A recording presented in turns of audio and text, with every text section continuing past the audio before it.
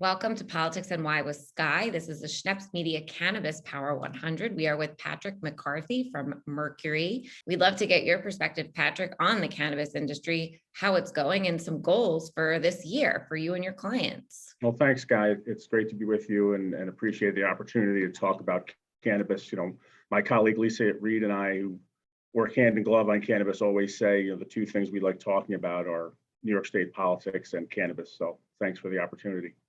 Well, I think there are a lot of high expectations, and I apologize. It's impossible to avoid puns, when talking about cannabis. But it has been a long road. We've been lobbying on first medical cannabis and then adult use for almost 15 years, and even by political standards and New York standards, this issue has accelerated and mutated and grown rapidly. When we first started working on medical cannabis, I think it's fair to say it was a fringe issue. I don't think it was taken seriously. I think at the time when the politics across the state were very different and the politics in Albany were different, it was viewed as nothing more than code for just rampant permissive use of cannabis. And at the time, I don't think policymakers were ready for that. So, we really had to change the structure of what the definition of medical cannabis was.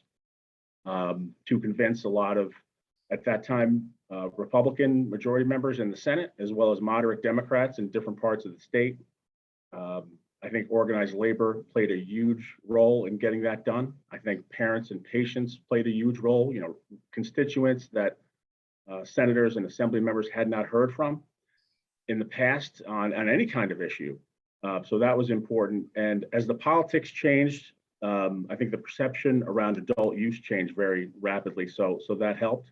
And I think the legislative champions that really put in the work on this, Diane Savino, Dick Gottfried, Senator Kruger, the majority leader in the assembly, they really just took this issue very seriously.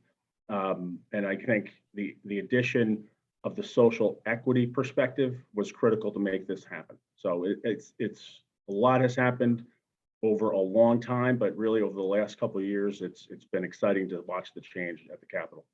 Yeah, so it's legal, but we're still waiting on rules and regulations. So what's the next step? What do you hope for in 2022? I think people around the state are looking at those regs. It's interesting how the law was written. It's over 300 pages. It's very prescriptive, but there's some ambiguity.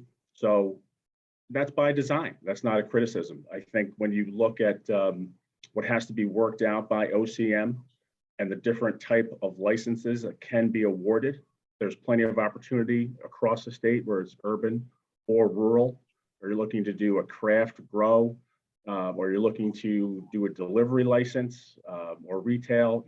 There's plenty of real opportunities out there. And I think, everything from the tax rate to what kind of model you will use for a delivery, whether it's a pizza truck, Amazon model, Uber model.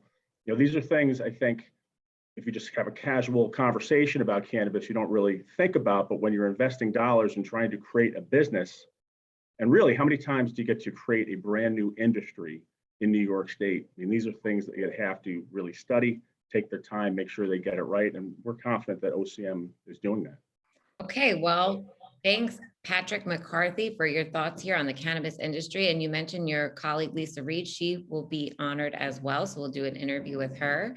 And we look forward to seeing how this evolves in the new year. Thank you, Sky. It was good to talk to you.